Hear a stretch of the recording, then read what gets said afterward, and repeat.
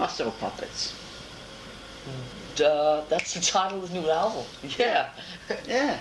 Yeah. How did I guess, huh? God, you know about Abbey Road and everything, yeah. Yeah. Okay. Master of Puppets, yes. Third Metallica album. Third Metallica album. Heard it once. Mm-hmm. So I got it this morning, the cassette, to try to understand it. Yeah. I could probably say right away without hearing what you're going to say afterwards. It's not the kind of album that you should listen to once and then make an opinion about. I know. Because it's so, I wouldn't say it's so complicated, but it's a kind of album that, so I tend to think that albums that that you really like the first time, really like, wow, that's great, you get tired of after about 10 listens. But the albums that last a long time are the albums that you hear new things in every time you hear them, and then when you've heard the album 10 or 15 times, you really start to understand what the hell is really going on. So that's why when you say you've heard it once, it's like, yeah, okay. I know, but I think I've listened to your albums quite a few times. Right. The ones before. Yeah, Well, I think I know, I'd like to especially Red Lining, I think I know it by heart or something. Yeah. Well, I like to think that this one is quite a step, a big development. So I'm not taking your album just judging from the first listen to it. So Okay. you want to say something? Say it. I want to say yes, as you said, sounds very complicated, Yeah. and it seems to me you're kind of going away from a sort of ordinary thrash metal. Definitely. Well, going away from it. Talking about more like couple of albums, couple of bands in the last couple of years were fairly complicated as far as rhythms and tempos and everything. Merciful Fate and Manowar. Yeah. I don't. You tend to go more into that sort of. Merciful Fate and Manowar. That's interesting. I have never thought that. I just think that. I mean, you tend towards that side more than say Exodus or I don't know, any other thrash metal like that, right? Yeah.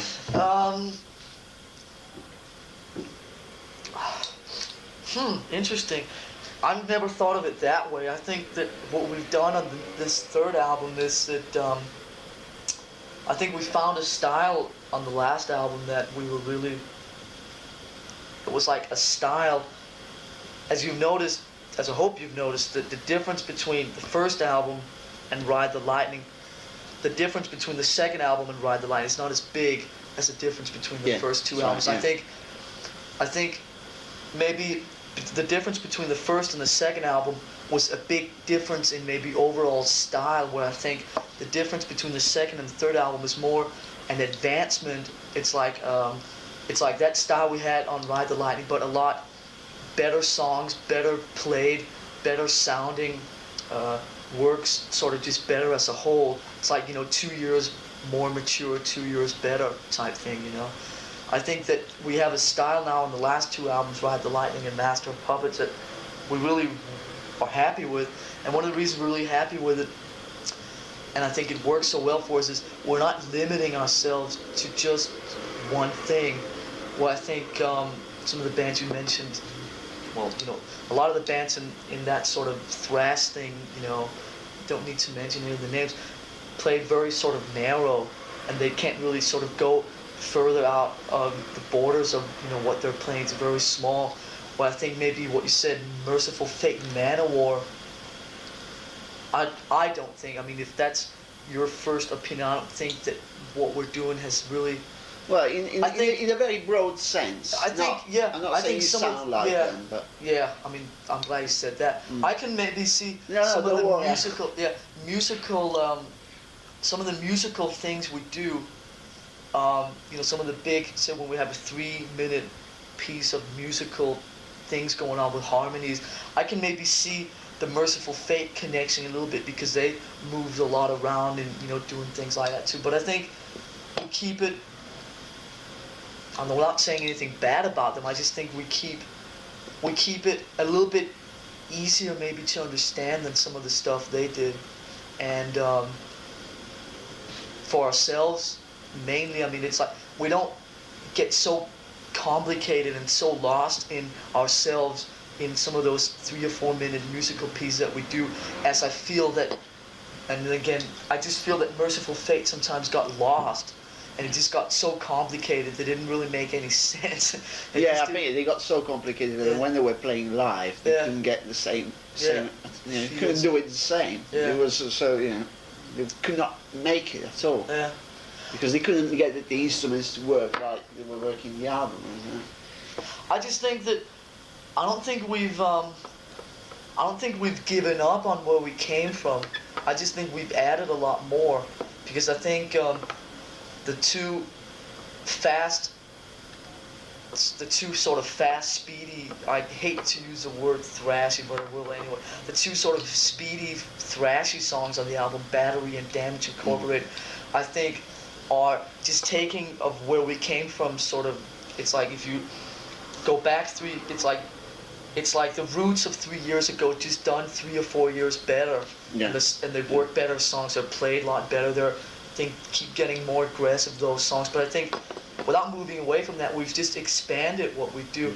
And what I'm saying is that I think what Metallica does, if the two sort of furthest, the two extremes on the album are so far away that we have so much room to move in there with what we want to do, and we're not really pinned down by anyone or by ourselves to sort of, I know of some bands that have problems. Some bands, there's no reason to say the name of it, but I know a band that have done about 12 albums, right? And all the albums have been pretty much within just sort of a narrow thing. And now I've heard they have some problems with a new album, because it's like maybe they're just simply run dry of things to do within that sort of little space that they've played. You can say the name if you want. Well, I don't see any reason to. But, no, I'm interested personally. I'm not going to put it in there, but. Well, I've heard that there's some stuff.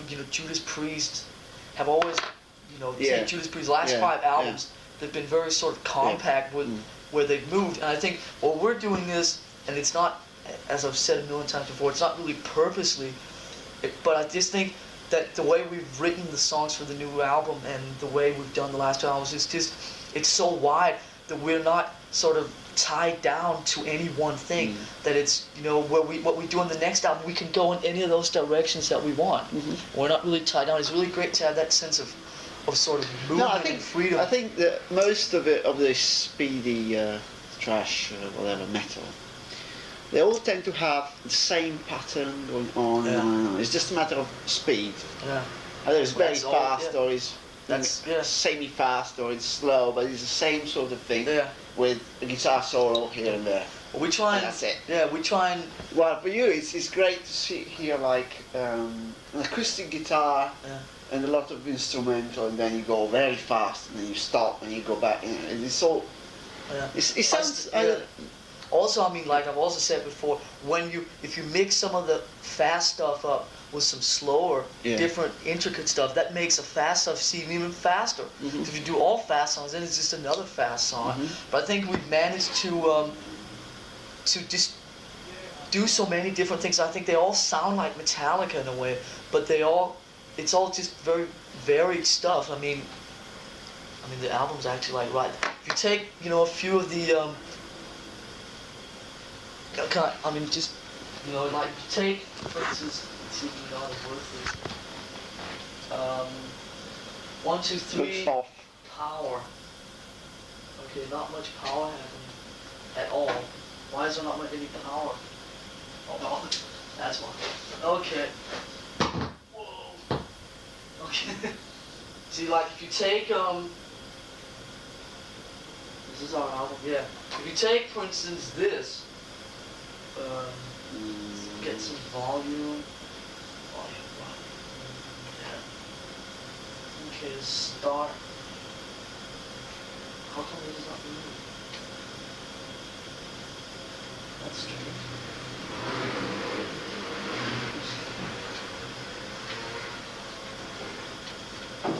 It's not working because connected. There, alright, here we go. Yeah, alright. If you take For instance, this. Yeah. Take this, like this.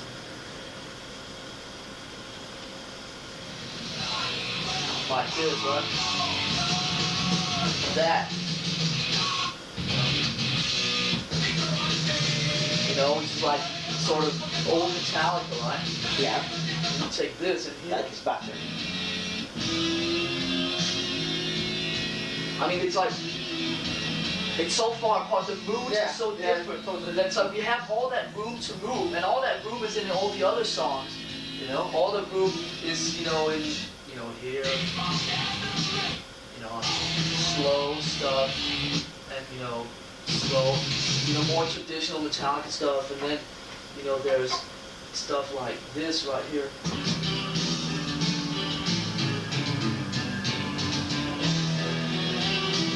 Which is like almost a very emotional type thing. And there's actually it's James singing. People don't think this is James singing.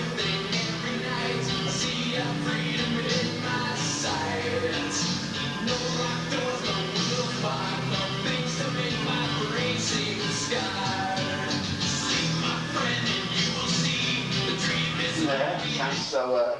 And then there's, you know, stuff like this.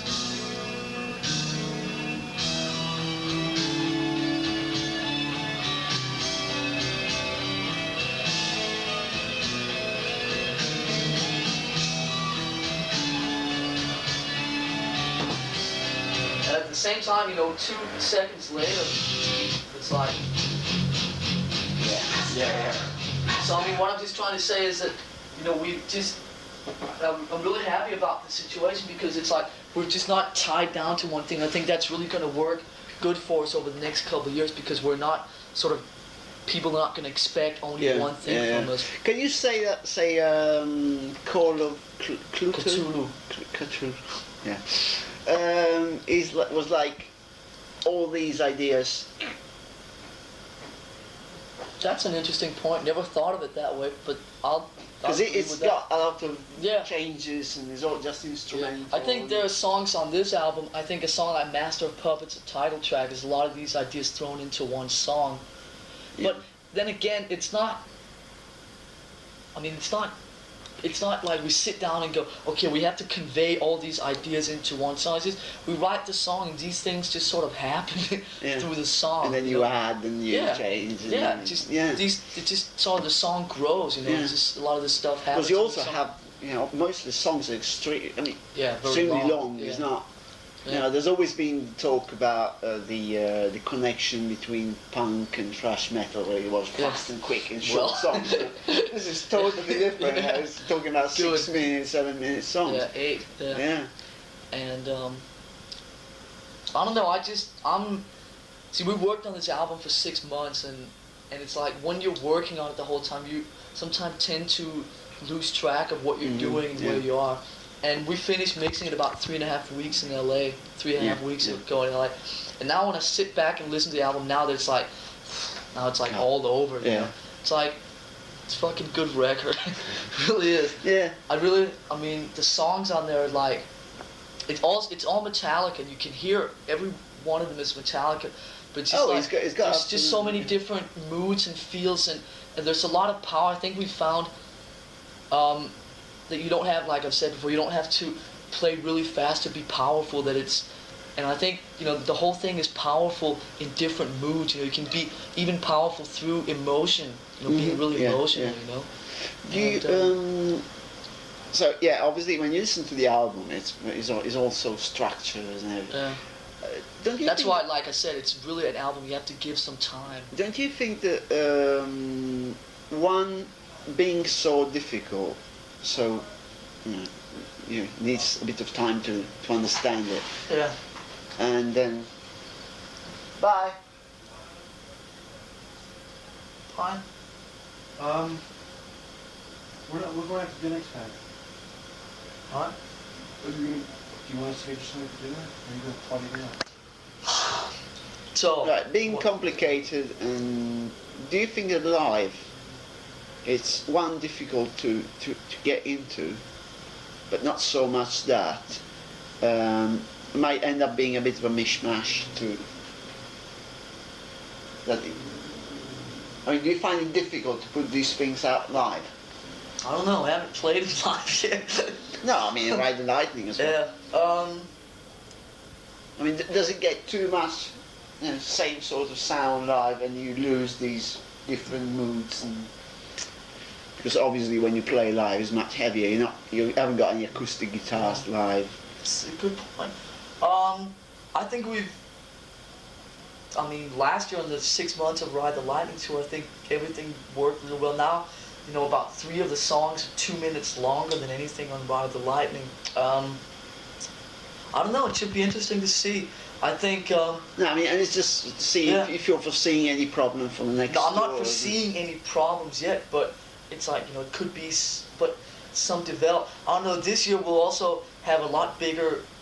I hate using the word show, but a lot bigger sort of production thing out there with us, and I think, like I've said before, in the sense that I think visually we don't need anything to sort of, for us music is the main thing, and then whatever visual things sort of back up the music. I think maybe in some of these long things that some visual things actually could back up the music a little bit more, so that the visual things will back up the music instead of taking away from the music. Yeah. I think with some bands you find that there's so much visual stuff going on that the music is secondary. Yeah. And Motley Crue, Kiss, and you name it. You said it. But with us, I mean, the music is the main thing, and then I think we can, and we're working on now, making some visual things that will sort of back up what we do instead of being so blatant that it takes away from the whole thing, Yeah. I don't foresee too many problems. Well, you're going on the road with Ozzy. We'll start on March 28th with Ozzy in America. We'll do that for 5 months. But in the situation there, we'll only warm up. We'll only be doing, 50 minutes maybe. And I tell you, it was funny because I just came back from Spain yesterday. I was sitting on the plane. Didn't have anything to do, so I started thinking about the set, what we're going to do when we have 50 minutes for Ozzy, right? It's like now we have 3 albums. It's like you get to the point where there's certain songs you have to do because they're big and we enjoy playing them and people enjoy hearing them and so forth. And also when you're out promoting a new album, there are certain songs. There's certain songs you have to do because you're out promoting a new album, so you don't want to forget about the new album. But we'll probably get 50 minutes, 55 at the most. If you get 2 of the songs that are 8 minutes long. It's like I sat down with this. I sat down with this and I tried to make it all work. Yeah. It was fucking difficult. It's pretty funny. I mean, I don't know what we're gonna do. We're gonna have to think of. I mean, when we headline Europe, which we will, in the middle of September through November, it's no problem because we'll play hour and a half, hour 40 minutes. Yeah. But when we only have 50 minutes, like, what 6 songs do we play that will sort of satisfy our want to expression? A lot of different sides about what we do, and also if people want to hear your Creeping Death and Whiplash and Circa Destroy, it's like, what the fuck do we do? Yeah, especially because Whiplash has got the big solo, the bass intro, it's just quite long. So I was talking to Kirk on the phone last night, and we were coming up with the idea that maybe Kirk and Cliff could do like Creeping Death, and then me and James could do another song, and then we could print on the tickets. If you want to hear stuff from the first 2 albums, you can sit on the right side. If you want to hear stuff from the new album, you can sit on the left side. And me and James will play the new album while the other guys are playing some of the old stuff. That way we can do, an hour and a half over 45 minutes. Yeah. One channel and one channel, Right, So we'll have to see what happens. It's going to be quite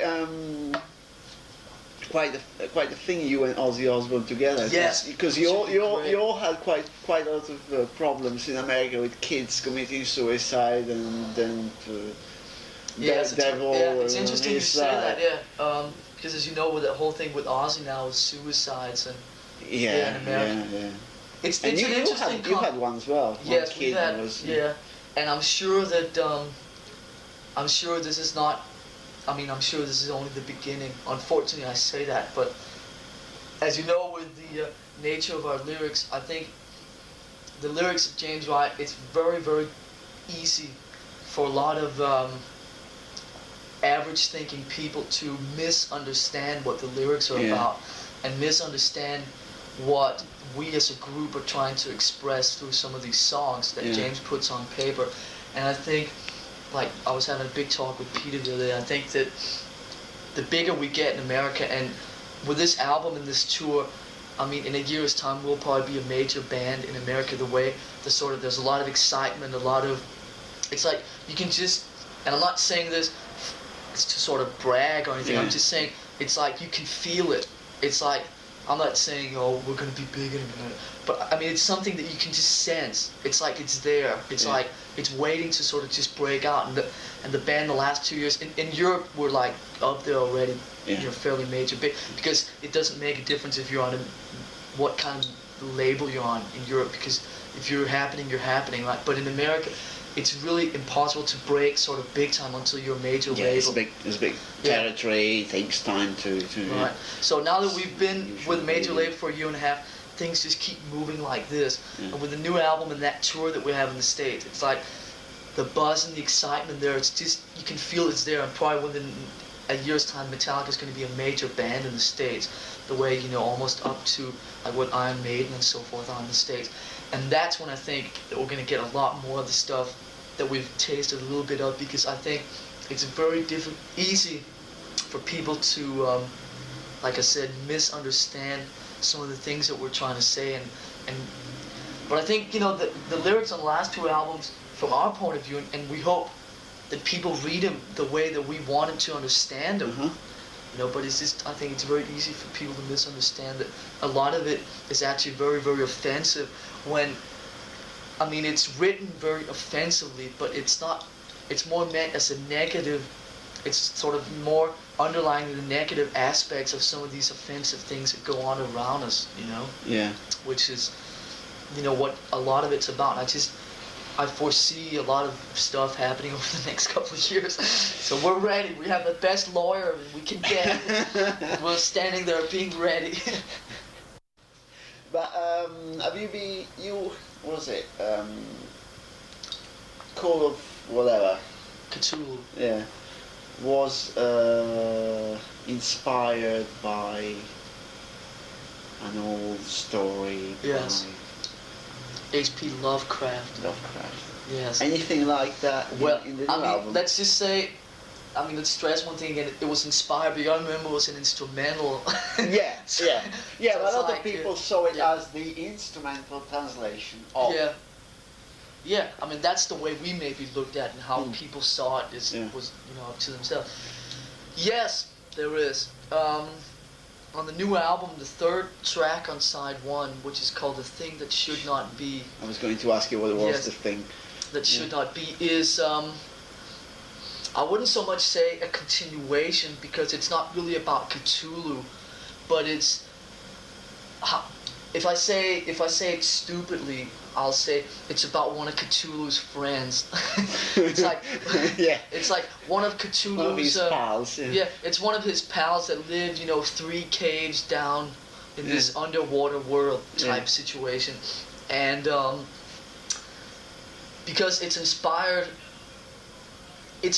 by that story, by that phenomenon, by that whole sort of mythological thing. And it's about the only song that we've had with lyrics over the last 2 albums that doesn't somehow directly deal with something real in this day and age, but then Yeah. you can turn around and say, well, it deals with this thing's real life. Yeah, So in yeah. a way, it's not, you know, because we've always purposely tried to avoid writing about, you know, fire-breathing dragons and stupid shit like that, you know.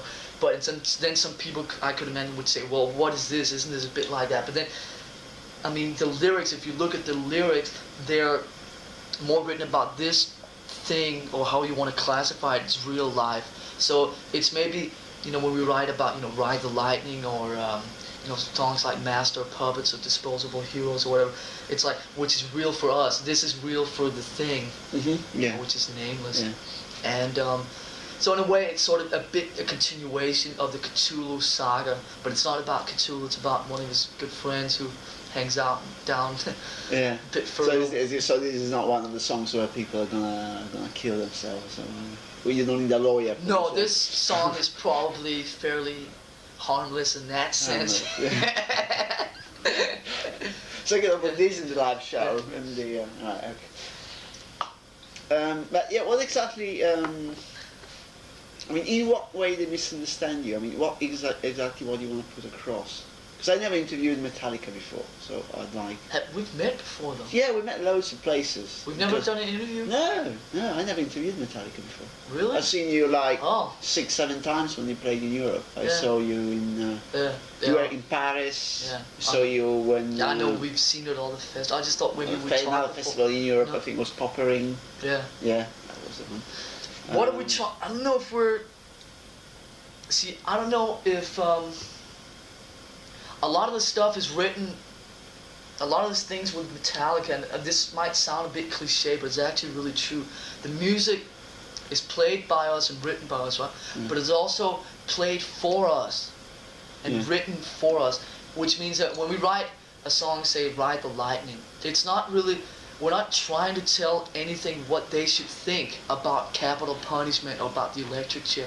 We're writing it for ourselves. It's like just being honest with ourselves, and between, say, when we're together between the band or whatever, sometimes we talk about, say, case in point, capital punishment, electric chair, and we talk about it between us, and things come up, different viewpoints or whatever, and it's like we're almost writing it for ourselves. We're not lying to ourselves and saying, well, we really sort of have some fears and nightmares about capital punishment, Ride the Lightning, or suicide, Fade to Black, or being trapped in environments you can't get out of, trapped on your ice, or nuclear war, fight fire with fire, or being,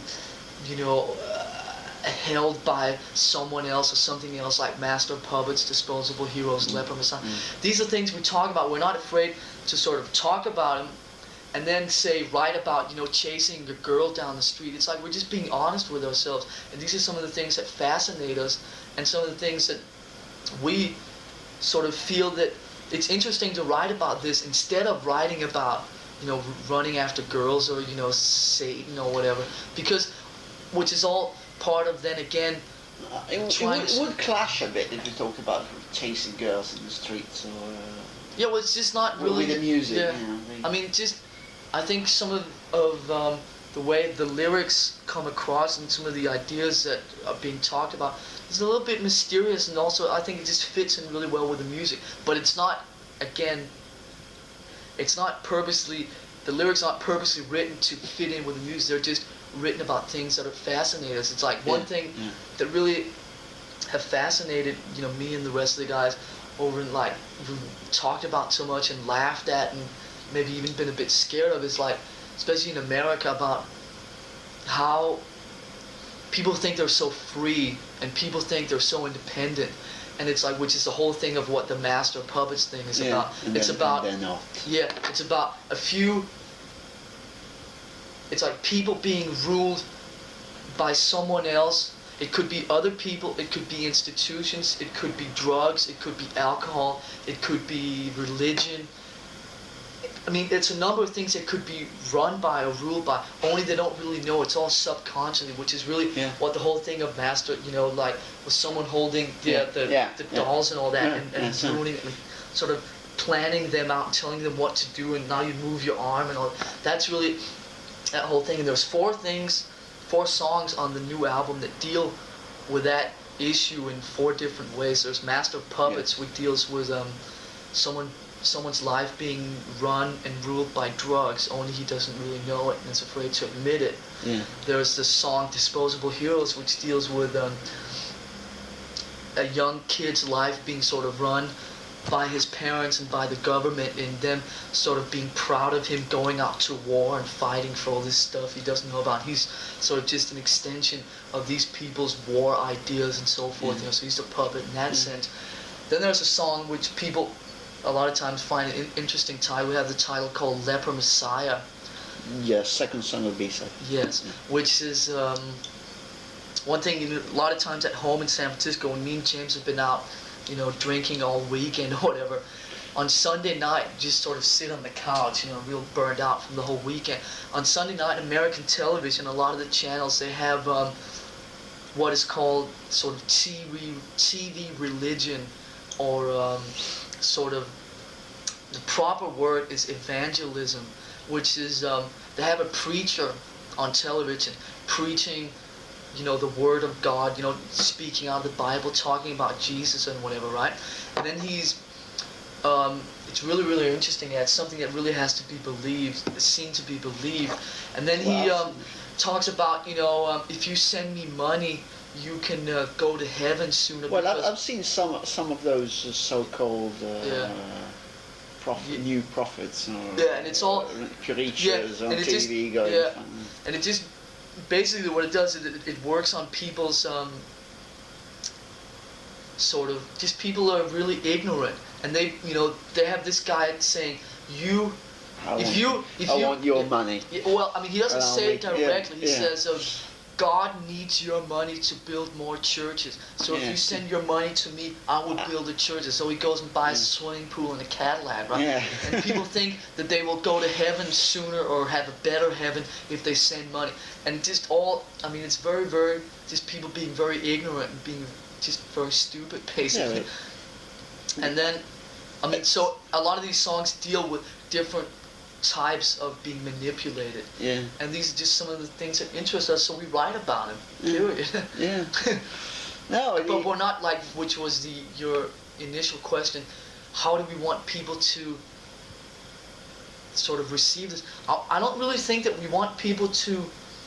It's like this is what we feel. This is what we're. You make up your own mind. It's not. We're not pointing the finger saying you have to think. It's like we're not saying this is our statement. You should sort of agree with it. It's just this is what we feel, and that's it. You can look at it how you want. If they really understand what you mean, they probably get even more upset. If you're talking about Master of Puppets in this way. Well, yeah. But then again, they would probably have to be us to understand it from our point of view, because of the way we live and the life we live and the thoughts we have and the beliefs and so forth. Middle class America. Something we could talk about hours, because I'm Danish, right? And it's like, for me being sort of an outsider in sort of middle class America. You were born in Denmark. Or? Yeah, I'm Danish, still Danish citizen. Lived 17 years in Denmark, and then in 1980 came to America. Yeah. So it's just a lot of, stuff that, you can actually talk about it for hours. And it's like, where does it, we just write songs, write lyrics, and write about things that fascinate us, and people can interpret it the way they want to. But then, like we said earlier, it's difficult for people to interpret it the way we feel about it when we write it, because they're not us, so they don't really know how we look at it when we write it. So it's all really complicated, as you can sense, and it's something that we could infiltrate it so much that people wouldn't even be able to understand what I'm saying, in this interview. So it's like we should just leave it at saying that we write about things that interest us, and people can pick it up however they want to. But I'm not sure that everyone picks it up the way that we feel about the thing when we initiate. Well, obviously it's an old statement, but it's generally known that in Europe it's difficult for people to understand what you're talking about, because the lyrics are different, especially the way James sings. It's very. Yeah. Well, that's why we always. Yeah. That's why we always have lyrics in the. Yeah, it's very difficult to understand. There's a lot of words like that you can't hear because it's too fast. So it's that's why we have lyrics. You can sit and read them. Yeah. So, but generally speaking, it's a bit difficult for people to. It's gonna be lyrics on this album as well. Definitely. Yeah. Thank God for that. You can have a look at them after if you want. Yeah. Okay. Shall we carry on or stop it? Because I think we are like 1 hour late on everything. No, I don't care. No, carry on. Carry on till you feel that you have enough for what you want. Well, I think I have enough, because it's like you've been talking like hell. But we haven't covered very much. It's up to you. It's up to you. We talked a lot about the new album. Yeah. No, it's just because you've been you've done interviews. Well, not with me, but with other people. Probably been talking about Metallica. You know, more general things about Metallica in the earlier days. So I suppose yeah, I mean, it's good not to talk about. That's yeah, what I like. Yeah. I mean, as opposed to the interview before, it was like, what sort of food do you like? I mean, Yeah, but that's a German magazine. Yeah, I know. So I have to sit there. Yeah. German magazines are like that. I know, but it's more interesting. It's been this. I've not heard. This is honest. I've not heard because when Ride the Lightning, when we were sort of doing press for Ride the, before it was actually released, you know, a lot of people heard. I talked to some people that were disappointed with Ride the Lightning and said, but I've not yet heard one person that has said anything bad about this. The thing is, you always, I think, that kids get used to the sound of the band. Therefore, we go back to the thing you said before of that band having done 12 albums and having troubles because they've always been too narrow in their. And so, when they change their sound, because after 12 albums they're bored to death, the kids are going to go, what? Like Motorhead. Change the sound. The kids are going to go, what? What is this? For you? Alright. Yeah. I know it's me, I'm just passing. But I just think that we've gone about doing that. Yeah. I think we've gone about doing but it's just a matter of getting them to understand it. Yeah. But I think it shouldn't be very difficult. Yeah, because we've just never limited ourselves to any one thing in the last 3 years. Yeah. That's why it's like wherever we go, we're not changing because we have that basis covered somewhere on what we're doing right now. Yeah. You know what I'm saying? If on the next album it's all speed, and we have that basis covered. If on the next album we do all soft blues stuff, I mean, there's shit like that on the fucking album. So it's like, I mean, you can't suddenly say that's all new because I mean, and I'm not saying, again, it's like we don't. We're not so varied just so we're on the safe side, but we're so varied because we like to play these all different things and they work better for us. Some of the things just work better when the different moods change all the time. Yeah. And it's just more interesting. Also more interesting to write them. Yeah. It's like a challenge when we take, it's like some bands, they sit down to, I mean, it's so funny. I laugh every time I see an interview. Someone goes, we wrote 35 songs in 2 weeks, and then we sat down and picked out the 10 best. It's like, I can't do anything but laugh because, we have 8 songs, right? It takes us fucking 8 months to write 8 songs, It's like we're the slowest in the world, but we also come about it. You're slowest. Slowest writing. Yeah. But we also approach the whole thing. Oh, that was the clock. No, we also approach it differently. We take like 8 songs. It's like, here's our next album. These are the 8 songs, and then we work on each of them until they're as good as they can get. Yeah. We don't, Well, especially the way they're structured. You have it's like. I mean, it really lots of pieces put together like a collage. I mean, a puzzle or something. If people, it could be really funny one day to. It could be funny to release an album of how some of these. Release an album of me and James writing the songs in the garage at home, because and then you could hear that. You hear 3 minutes of Damage Incorporated, right? Used to be in Disposable Heroes, and the whole middle part of Master of Puppets used to be in another song, and 3 minutes of something on the new album was left over from a song from the first album and things like that. Yeah, it's a collage. Yeah, it's like bits and pieces, tied together that just work the best as we can make them work. Well, I went to see Exciter in the studio. I mean, they're very nice guys. But then you go to listen to the mixing, right? And you listen to just the drum. Oh, it's just just the same for the whole thing. You listen to the bass. It's just and then it's all just the leads on top and the old bits and pieces, all the curls on top that make the songs different one from the other. But it's so similar.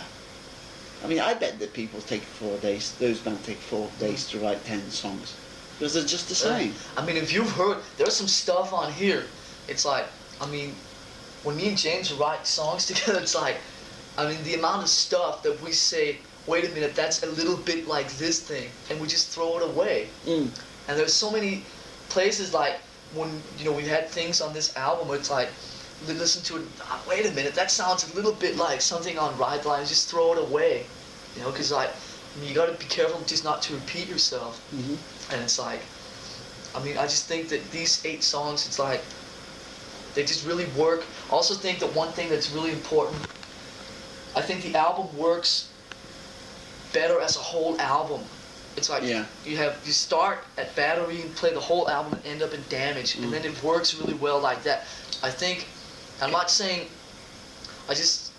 what I'm trying to say is I think the whole album as a whole is better than taking 2 or 3 of the songs out by themselves, because they all fit so well with each other. Yeah, but like I thought the B-side of Ride the Lightning is very well structured. I mean, I think the 4 songs of the B-side, like I rank, are very, very the 4th. Are very well structured. Yeah. They just fit perfectly. I think it's not. So I mean, that's the same. I mean, actually, we. That's one thing that's interesting about this, because a lot of bands, they do the record and then they sit down after the record's done. I tell you, we had the running order of the album planned out before the songs were written. If you can understand that. Yeah. I tell you, we had. I mean, the running order, side 1, side 2 songs I know. was planned out.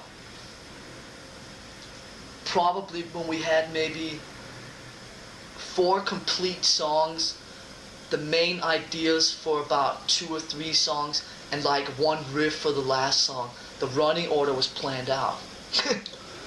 I don't know if that says something about that it works because it just works, as a full album that way, instead of, I mean, and there was at one point we're saying, because a lot of people feel that the song Welcome Home Sanitarium is one of the strongest songs on the album, last song on side 1, and that could be a song that could maybe do something on American radio. Of course, it was not written for the radio, but it's a song people, the record company may say this could maybe do quite well, and say it's placed last on the album. Yeah. And because the album is last one. Yeah, last one on side 1.